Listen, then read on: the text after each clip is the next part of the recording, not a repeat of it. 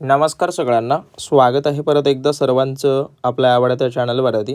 तर अंगणवाडी सेविका या पदासाठी तयारी जर करत असाल तर तुमच्यासाठी जाणून घेणं फार महत्त्वाचं असतं की नेमकं महाराष्ट्रामध्ये ज्या काही अंगणवाडी सेविकेसाठी भरती निघते आणि त्या सेविकेसाठी ॲज इट इज जी काही निवड परीक्षा घेतली जाते, तर त्या निवड परीक्षेमध्ये नेमकं कशा पद्धतीचे प्रश्न विचारले जातात हे कळणं फार महत्त्वाचं आहे. त्यामुळं या अंगणवाडी सेविकेमध्ये विचारलेले PYQ म्हणजेच प्रिव्हियस इयरचे क्वेश्चन आपण या ठिकाणी पाहत आहोत. जवळपास भाग पहिला आपण पाहिला आहे आणि आज आपण भाग दुसरा या ठिकाणी कव्हर करणार आहोत.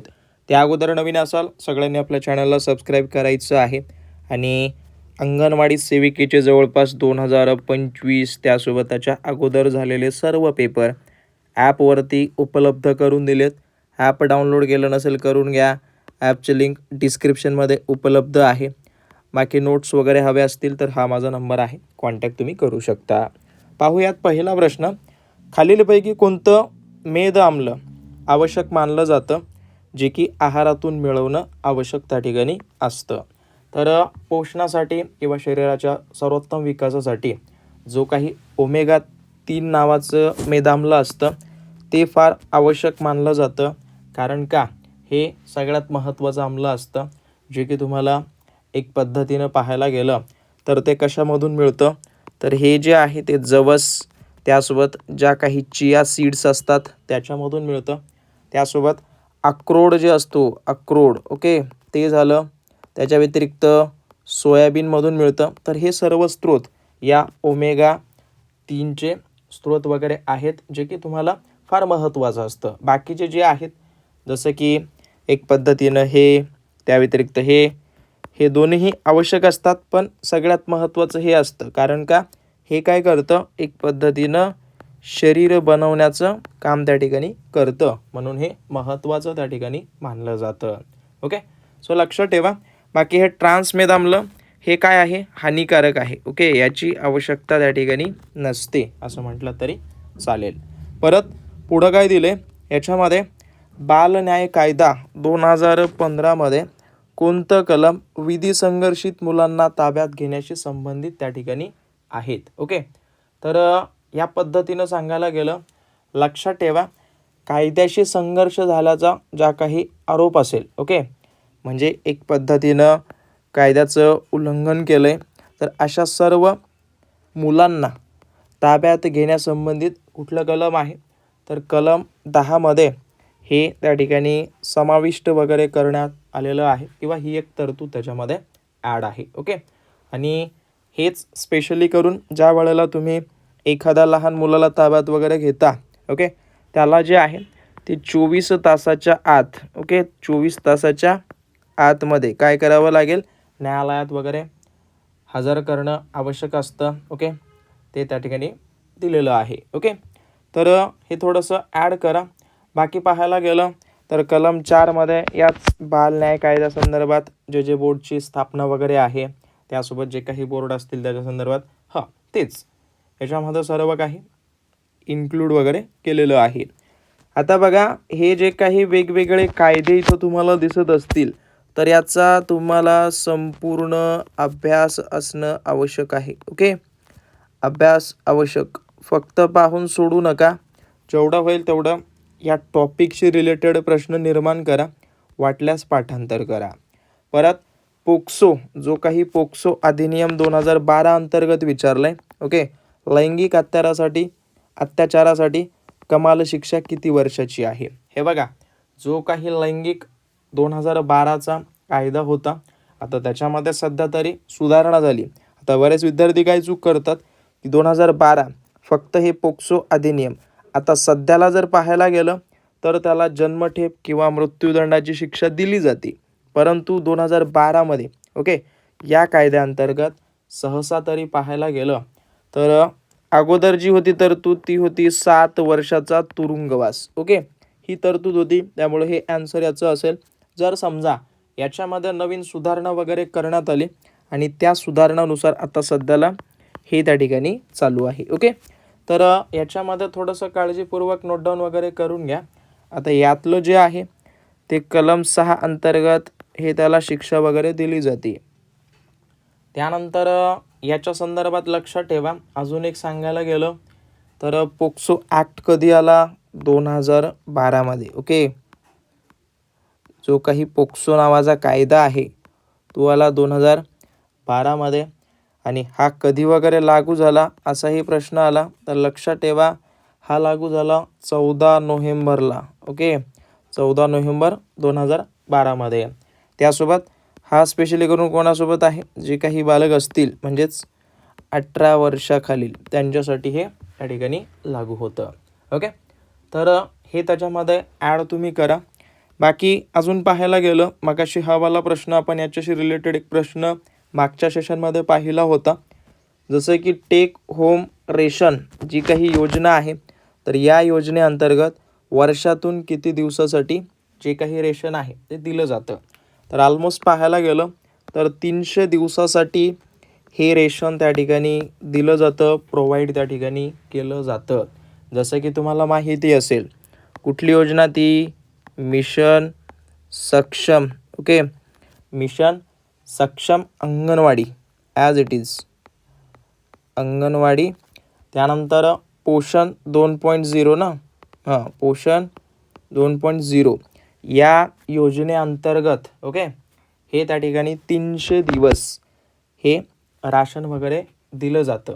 तर हे थोडंसं तुम्ही ॲड करू शकता.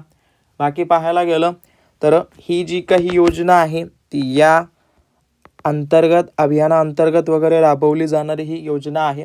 आणि ही स्पेशली करून कुणासाठी असते?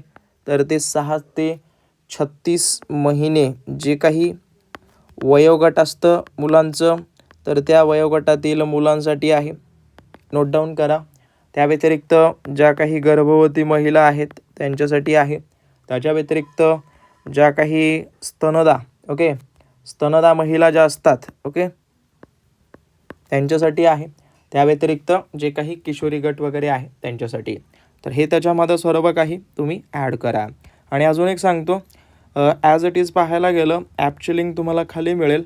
जर ॲपची लिंक वगैरे मिळत नसेल तर हा माझा नंबर आहे. बाकी सबस्क्राईब वगैरे केलं नसेल तर मला अवश्य तुम्ही करून सांगू शकता. ओके, बाकी कोणते भारतीय राज्य कुपोषणाचा सामना करण्यासाठी पोषण माह या नाविन्यपूर्ण मोहिमेसाठी ओळखलं जातं? किंवा प्रश्न तुम्हाला साधा कधीच विचारला जात नाही, जी काही पोषण माह नावाची मोहीम आहे ती सगळ्यात पहिलं चालू करणारं राज्य वगैरे कुठलं होतं, असा हा प्रश्न आहे. तर हे सगळ्यात पहिल्यांदा चालू झालं मध्य प्रदेशमध्ये. ओके, आता सध्याला संपूर्ण राज्यामध्ये वगैरे चालू करण्यात आलेला हा राष्ट्रीय पोषण माह आहे, जो की एक पद्धतीनं काय सप्टेंबरमध्ये ॲड करतात. Okay, September. लक्षात ठेवा, साधे सिंपल क्वेश्चन येतात, असं नाही आहे की फार हार्ड लेवलचं येईल, तसं काहीच नसतं नॉर्मली त्या ठिकाणी. ओके, हे बघा याच्यामध्ये अजून एक सांगतो, पोषण माह म्हटलं तर हा साजरा केला जातो सप्टेंबरमध्ये. आणि अजून एक आहे कुठला? पोषण पखवाडा म्हणून. पोषण पखवाडा याच्यामध्ये बरेच जण कन्फ्यूज होतात. हा साजरा केला जातो मार्चमध्ये. ओके, हे 2 दिवस किंवा हे जे काही इव्हेंट आहेत ते थोडंसं पाठांतर करा. परत अजून पुढं काय दिलं आहे? पारंपरिक पोषण पद्धतीत कोणत्या प्रकारच्या ज्ञानाला प्राधान्य वगैरे दिलं जातं? तर याच्यामध्ये पारंपरिकमध्ये प्राचीन आणि स्थानिक पातळीवर ज्या काही असलेल्या खाद्य सवयी आहेत त्याला त्या ठिकाणी दिलं जातं प्राधान्य वगैरे. आता ज्याच्यामध्ये जे काही स्थानानुसार धान्य म्हणा, त्याच्या व्यतिरिक्त तिथलंच कडधान्य, स्थानिक भाज्या, फळं, ते सर्व त्याला महत्त्व वगैरे दिलं जातं. परत अजून त्याच्याशी रिलेटेड प्रश्न हे असंच आहे, तुम्हाला ऑलरेडी सांगितलं आहे की इथं विचारलं आहे पोषण 2.0 अभियानानं सारख्या आघाडीच्या कार्यकर्त्यांना पोषण ट्रॅकमध्ये डेटा इनपुट करण्यासाठी स्मार्टफोन प्रदान करून सक्षम केलं आहे. तर या अभियानाअंतर्गत आपण पाहिलं आहे जवळपास 8 का 4,000 समथिंग खर्च त्यांना प्रोव्हाइड केलं जातं. त्या खर्चातून अंगणवाडी सेविका आणि महिला पर्यवेक्षकांना या ठिकाणी स्मार्टफोन त्यासोबत प्रदान वगैरे केलं जातं. तर हे त्याच्यामध्ये ॲड तुम्हाला करून दिलं आहे माझ्या मते. हे मागाशी झालेलं होतं. आणि हा जो काही कार्यक्रम आहे किंवा तुम्ही म्हणू शकता पोषण अभियान, ओके, पोषण अभियान याच्याशी रिलेटेड कधी वगैरे लॉन्च वगैरे झाला असा जर प्रश्न आला तर तुम्ही ते ॲड करा. 1 मार्च, ओके, 1 मार्च ऑलमोस्ट पाहायला गेलं तर 2021मध्ये लॉन्च झाला आहे, ते त्याच्यामध्ये ॲड करा. ओके, बाकी हा वाला स्किप करा, तो काही नाही आहे. आणि अजून एक सांगतो, हे बघा, तुम्हाला संगणकावर आधारित 4 ते 5 प्रश्न येतील, त्यामुळं हाही टॉपिकचा सगळ्यात महत्त्वाचा आहे, यालाही तुम्ही फोकस करा.